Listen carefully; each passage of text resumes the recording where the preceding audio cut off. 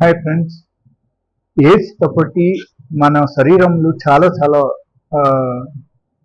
Changes వస్తున్నాయి.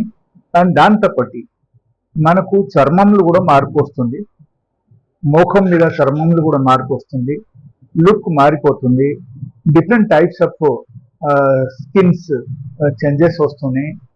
So ఇట్లా ఉన్నప్పుడు మనకు చేయాల్సింది ఏంటంటే ఒక రెమెడీ, చిన్న రెమెడీ చెప్తాను, మీరు అందరూ ఇది పాటించండి. సో డెఫినెట్గా మీకు రిజల్ట్ వస్తుంది అనమాట.